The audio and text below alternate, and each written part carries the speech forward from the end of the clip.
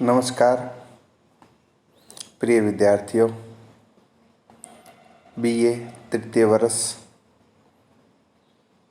के सभी विद्यार्थियों का इस सोशल मीडिया मंच में हार्दिक स्वागत, अभिनंदन। और आप इस मंच के साथ जुड़ कर के जो अध्ययन अध्यापन की इस कड़ी को आगे बढ़ा रहे हो उसके लिए बहुत बहुत आभार। और मैं आशा करता हूँ कि आप अपने घरों में सकुशल पूर्वक हो रहे हैं तथा इस महामारी से एक योद्धा की भांति घर पर बैठे हुए लड़ने का प्रयास कर रहे हैं। आपके और आपके परिवार की कुशल कामना करते हुए आज मैं आपके सामने कबीरदास जी द्वारा रचित पद्य की व्याख्या करूँगा। साथ ही आपसे अनुरोध है कि इसको पूर्ण मनोयोग से एक एक शब्दार्थ को ध्यान देते हुए अदर यदि लिखना है तो साथ में लिखते जाएं और भावपूर्ण व्याख्या को अवबोध करते हुए समझते जाएं। इस पद्य में कबीरदास जी प्रिय मिलन मतलब परमात्मा का आत्मा से मिलन की आध्यात्मिक अनुभूति को व्यक्त किया है।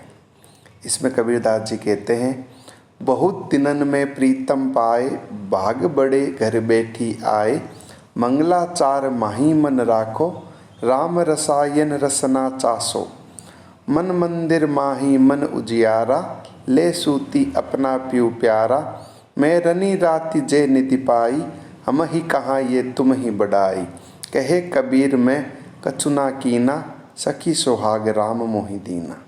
यहाँ कबीरदास जी ने जिस राम का वर्णन किया है वो कबीरदास जी के निर्गुण राम हैं, जिसे हम परमात्मा के नाम से जानते हैं। प्रस्तुत पद्य कबीरदास जी द्वारा रचित हैं। इस पद्य में प्रिय मिलन की अनुभूति को व्यक्त किया गया है। प्रस्तुत पद में कबीरदास जी आत्मा रूपी प्रेयसी का कथन अभिव्यक्त करते हुए कहते हैं, बहुत दिनन में प्रीतम आए। आत्मा रूपी प्रेमिका कह रही हैं कि बहुत दिनों के बाद मेरे प्रीतम आए हैं। भाग बड़े घर बैठे आए के मेरे बहुत ही भाग्यशाली हूँ कि घर बैठे ही ये आ गए हैं। मंगलाचार माही मन राखो, मैं अब मंगलाचार के अंतर्गत ही अपने मन को रखूंगी, अर्थात मिलन के आनंद को अंतर मन में ही अनुभव करूंगी, इनको बाहर सांसारिकता में अभिव्यक्त नहीं होने दूंगी।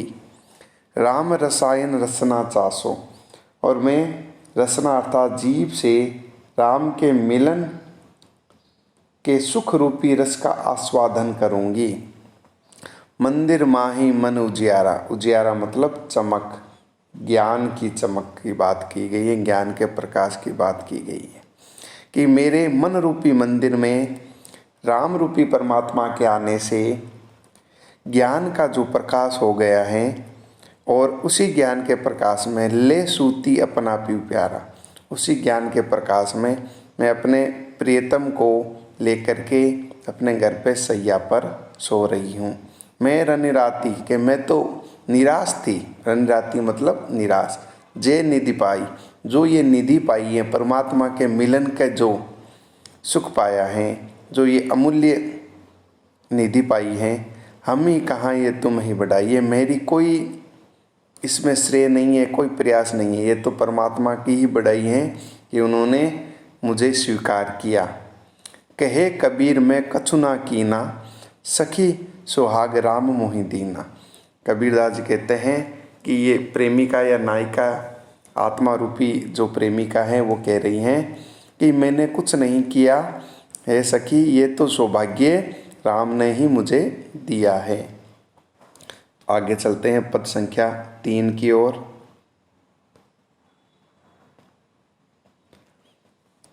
अब तो ही जान न दूँ राम प्यारे, ज्यों भावे त्यों होऊ हमारे, बहुत दिनन के बिछुरे हरि पाए, भाग बड़े घर बैठी आए, चरणनि लागी करो बरियाई, प्रेम प्रीति राखो उरजाई।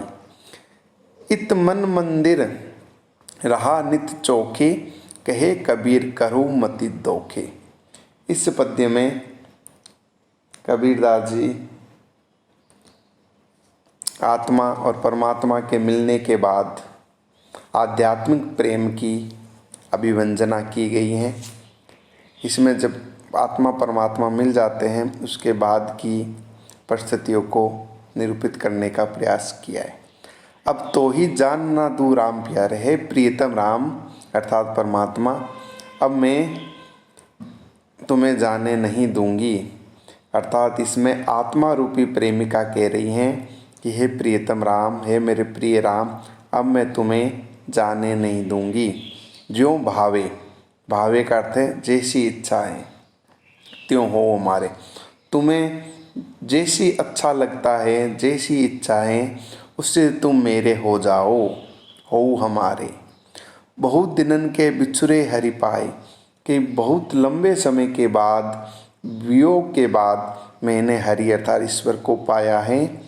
और बाग बड़े घर बैठी आए, कि वो मेरे इतने बड़े भाग्य हैं कि वो मुझे घर बैठे ही मिल गए।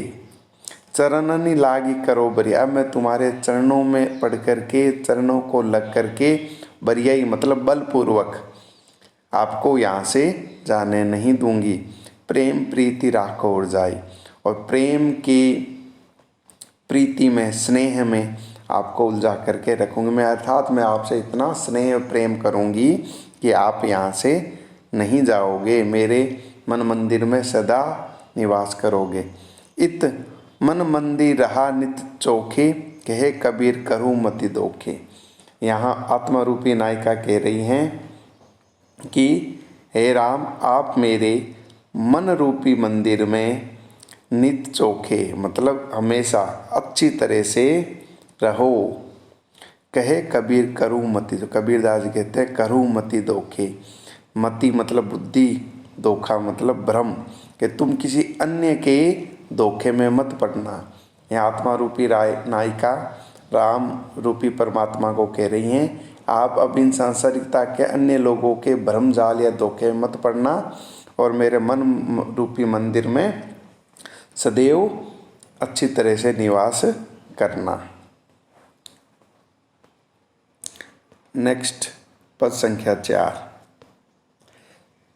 इहि तत् राम जपूरे प्राणी, बूझो अखत कहानी। हरि कर भाव होई जा ऊपरी, जागृत रेन बिहानी। डाहिनी डोरे सुनहा डोरे, सयंद रहे बन घेरे। पंच कुटुंब मिल जूझन लागे, बाजत शब्द संघेरे।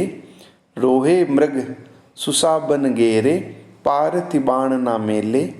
सायर जले सकल बन दाझे, मंच अहेरा खेले। सोई पंडित सो तत् ज्ञाता, जो इहि पद ही विचारे। कहे कबीर सोई गुरु मेरा, आप तिरे मोहितारे। यहाँ इहि तत् राम जपूरे प्राणी के यहाँ कबीरदास जी राम नाम के महत्व को प्रतिपादित करते हुए साथ में गुरु की महिमा का बखान किया है।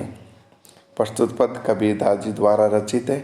इहि तत्, तत् मतलब तत्व, यही मतलब यह राम जपूरे प्राणी। यहाँ कबीरदास कहते हैं प्राणी तुम राम नाम का जाप करो, यही संसार का मूल तत्व मतलब तत्व है। बूझो अकथ कहानी, बूझो मतलब जानो, अखत मतलब अकथ्य मतलब जो कही नहीं है, कहानी मतलब कथा, और तुम अकही हुई कथा को समझने का प्रयास करो।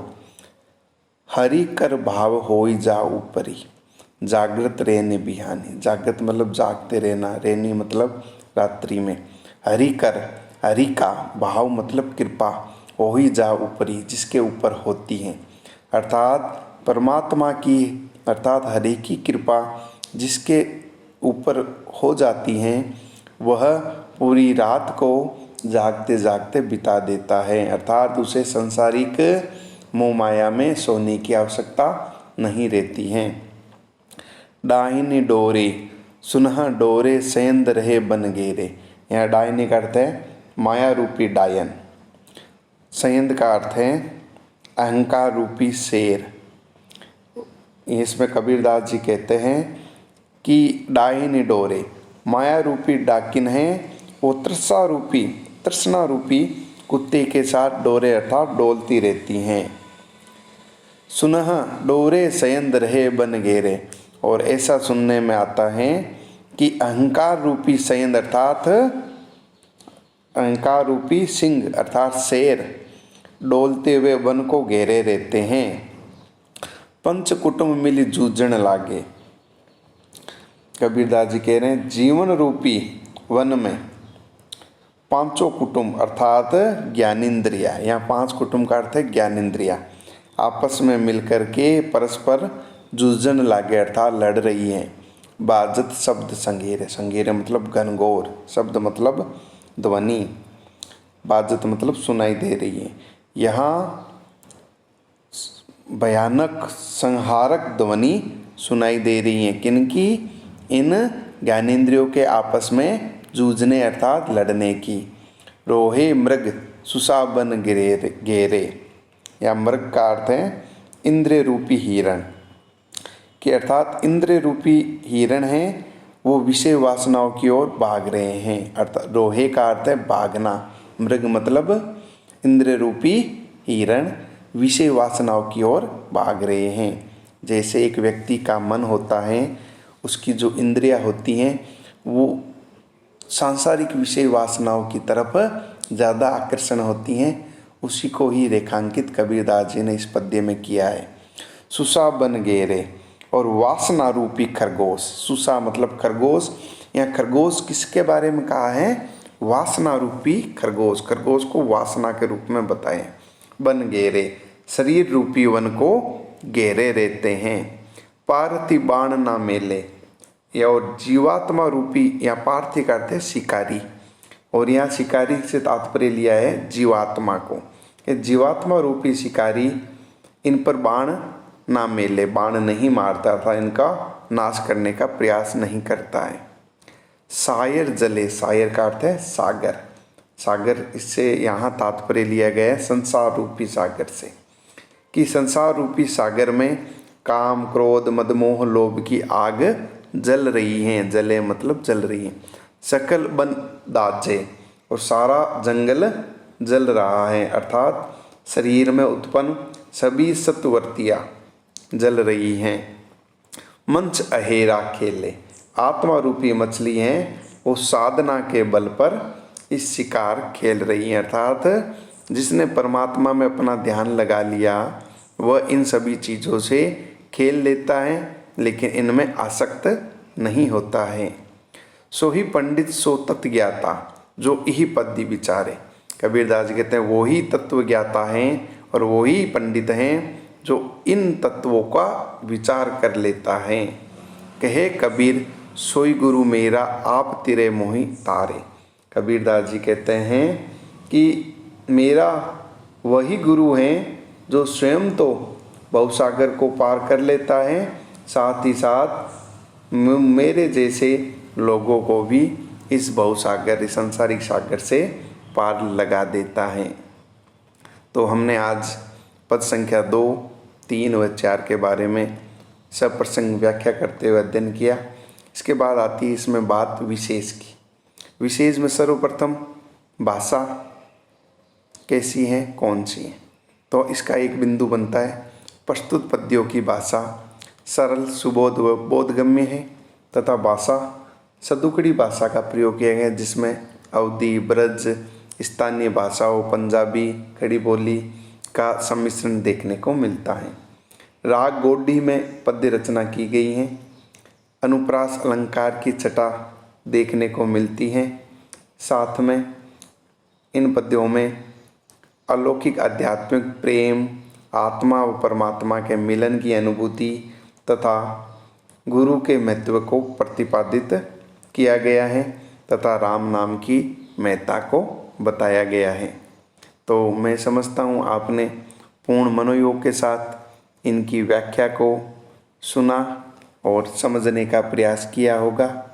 साथ ही मैं आपसे अनुरोध करता हूँ कि इन पद्यों को ध्यान से व्याख्या करते हुए अपनी अभ्यास पुस्तिका में लिखने का प्रयास करें। अगर किसी प्रकार की कोई शंका है, कोई समस्या आपके हैं, तो मुझे मेरे व्यक्तिगत नंबर पर आप अपनी समस्याओं के निराकरण हेतु लिख सकते हो। मैं आपके लिए यथासंभव तैयार हूँ। धन्यवाद। जय हिंद। मैं डॉक्टर रमेश पुरी आपका पुनः इस मंच पर जुड़ने के हेतु आभार प्रकट करता हूँ। धन्यवाद।